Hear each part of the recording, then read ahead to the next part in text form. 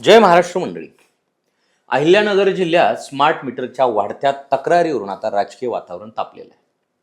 जिल्हाधिकारी कार्यालयात झालेल्या दिशा समितीच्या बैठकीत शिर्डीचे खासदार भाऊसाहेब वाकचौरे आणि खासदार निलेश लंके यांनी महावितरणच्या अधिकाऱ्यांना थेट धारेवर धरलं. स्मार्ट मीटरमुळे नागरिकांची वीज बिले 1.5 ते 2 पट वाढत असल्याचा आरोप करत हा प्रकार म्हणजे दिवसाढवळ्या ग्राहकांचा खिसा कापण्यासारखा आहे. लोकांचा विरोध आणि तक्रारी असताना स्मार्ट मीटर बसवण्याचा आग्रह धरू नका, अशी स्पष्ट मागणी त्यांनी केलेली आहे. याच बैठकीत आमदार विवेक कोले यांनीही महावितरणाने दिलेले स्पष्टीकरण समाधानकारक नसल्याचं स्पष्ट केलेलं आहे. स्मार्ट मीटरवर नेमक्या कोणत्या तक्रारी करण्यात आल्या? महावितरणाने वाढीव वीजबिलाबाबत काय स्पष्टीकरण दिलं? डीपी, पाणी योजना, सौर पंप आणि जलजीवन मिशनबाबत खासदारांनी अधिकाऱ्यांना कोणते सवाल विचारले आणि या बैठकीनंतर पुढे काय घडू शकतं, आजच्या व्हिडिओमध्ये आपण संपूर्ण घडामोडीचं सविस्तर विश्लेषण पाहणार आहोत. नमस्कार मंडळी, मी पी.के. भांडवलकर आणि तुम्ही पाहतात सत्ता मंच. बातमी नव्हे तर बातमी मागचं विश्लेषण.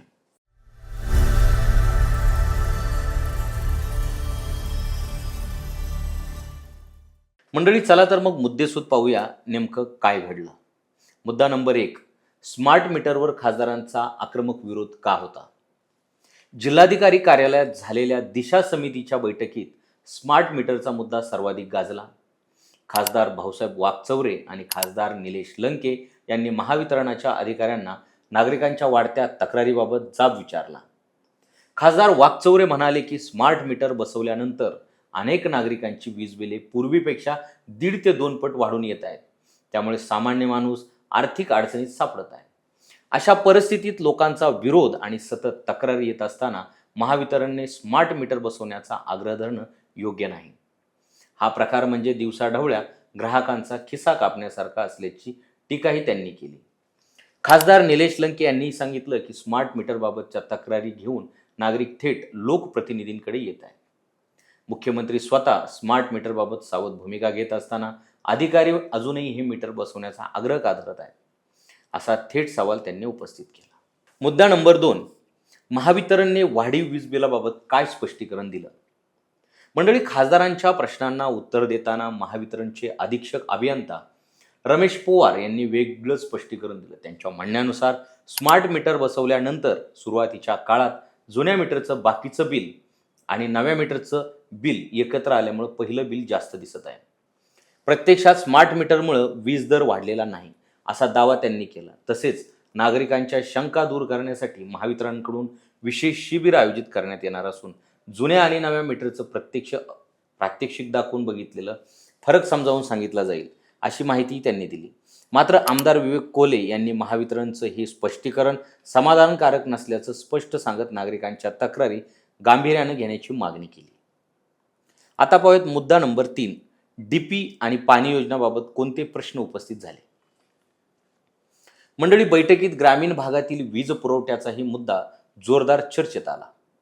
खासदार भाऊसाहेब वाकचौरे यांनी सांगितलं की अनेक ठिकाणी डीपी जळाल्यानंतर नवीन डीपी मिळण्यासाठी शेतकऱ्यांना 3 ते 4 महिने प्रतीक्षा करावी लागते. काही डीपीवर क्षमतेपेक्षा जास्त भार असल्याने वारंवार बिघाड होत आहे. त्यामुळे शेती आणि ग्रामीण भागातील वीज पुरवठ्यावर मोठा परिणाम होत आहे. याचबरोबर ग्रामपंचायतीच्या पाणी पुरवठा योजनांची लाखो रुपयांची वीज बिलं थकीत असल्यामुळे अनेक गावांमध्ये पाणी असूनही नागरिकांना पाणी मिळत नाही, अशी गंभीर परिस्थिती त्यांनी मांडली. यापूर्वी शासन पाणी योजनांच्या वीज बिलात 50% सवलत देत होतं. आता ही सवलत 100% करण्याची मागणी त्यांनी केली. यावर जिल्हाधिकारी पंकज आशिया यांनी डीपी उपलब्धतेसाठी डीपीसाठी निधीतून अधिक तरतूद केली जाईल, तर महावितरण पाणी योजनांचे सवलत देण्याचा प्रस्ताव शासनाकडे पाठवला जाईल, अशी माहिती दिली. मुद्दा नंबर 4, सौर पंप आणि जलजीवन योजनेवर अधिकाऱ्यांची खरडपट्टी. मंडळी, दिशा समितीच्या बैठकीत सौर पंपाच्या दुरुस्तीचाही प्रश्न उपस्थित झाला. समिती सदस्य सुनील रासने यांनी अनेक शेतकऱ्यांचे सौर पंप 3 ते 4 महिने बंद असूनही त्यांची दुरुस्ती होत नसल्याचं निदर्शनास आणून दिलं. यावर खासदार निलेश लंके यांनी शेतकऱ्यांना सौर पंप दुरुस्तीसाठी नेमलेल्या एजन्सीची माहिती उपलब्ध करून देण्याचे निर्देश दिले. यानंतर जलजीवन मिशनवरही त्यांनी अधिकाऱ्यांना धारेवर धरलं.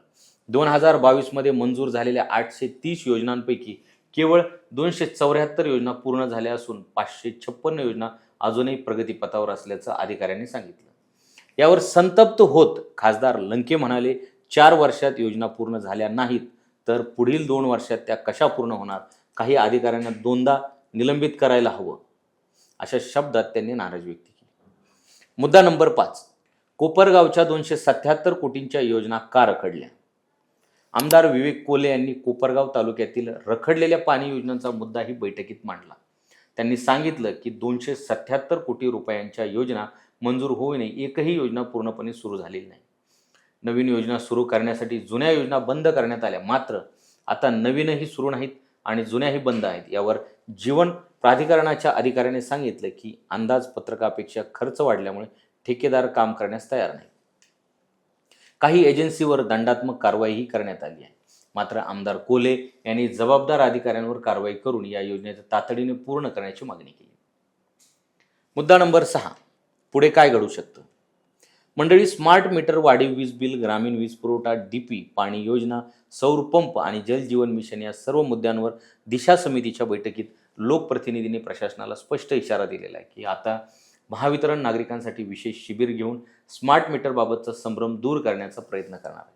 तसेच पाणी योजनावरील वीज बिल सवलत, डीपी उपलब्धता आणि रखडलेल्या योजनाबाबत शासन स्तरावर पुढील निर्णय होण्याची शक्यता आहे. या संपूर्ण घडामोडीतून 3 महत्त्वाच्या गोष्टी समोर येतात. पहिली, स्मार्ट मीटरमुळे वाढीव वीज बिल येत असल्याचा आरोप करत खासदार भाऊसाहेब वाकचौरे आणि खासदार निलेश लंके यांनी महावितरणाच्या अधिकाऱ्यांवर थेट जाब विचारलाय. त्यांनी गोष्ट दुसरी, महावितरणने वाढीव बिलाचं कारण जुनं आणि नवं बिल एकत्र असल्याचं सांगत नागरिकांसाठी विशेष शिबिर घेण्याची घोषणा केली. मात्र लोकप्रतिनिधींनी हे स्पष्टीकरण समाधानकारक नसल्याचं स्पष्ट केलं. मंडळी, गोष्ट तिसरी, स्मार्ट मीटरबाबतची डीपी, पाणी योजना, सौर पंप आणि जलजीवन मिशनबाबत रखडलेल्या कामावरील लोकप्रतिनिधींनी प्रशासनाला धारेवर धरत तातडीने सुधारणा करण्याची मागणी केली आहे. आता तुम्हीच सांगा, तुमच्या भागात स्मार्ट मीटर बसवल्यानंतर वीज बिलात वाढ झाली आहे का? स्मार्ट मीटर योजना सुरू ठेवावी की थांबवावी असं तुम्हाला वाटतं? तुमचं मत आम्हाला कमेंटमध्ये नक्की लिहा आणि अशाच अपडेट्ससाठी 57 चॅनलला सबस्क्राईब करा आणि इन्स्टाला फॉलो करा.